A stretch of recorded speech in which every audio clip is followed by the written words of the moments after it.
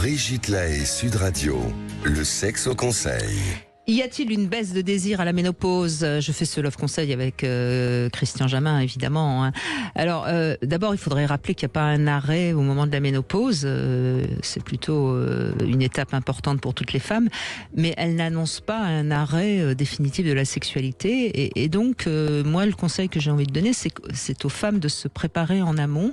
Et peut-être que si les femmes réfléchissaient plus à leur seconde partie de vie sous un autre angle, c'est-à-dire si elles s'affirmaient mieux dans leur féminité et dans leur sexualité, il n'y aurait pas de raison qu'il y ait une baisse de désir.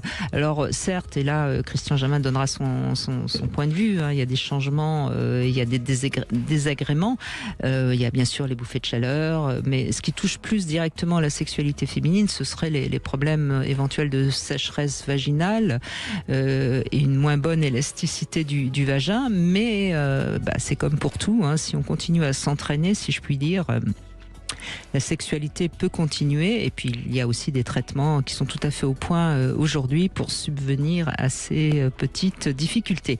Voilà, donc en général, ce qu'on a remarqué, les sexothérapeutes le disent tous, si la sexualité est bonne avant la ménopause, en général le cap se passe assez bien, sans trop de variations importantes, mais en revanche, pour beaucoup de femmes, la ménopause est la bonne aubaine pour déclarer la fin d'une sexualité qui ne les intéressait déjà plus depuis longtemps.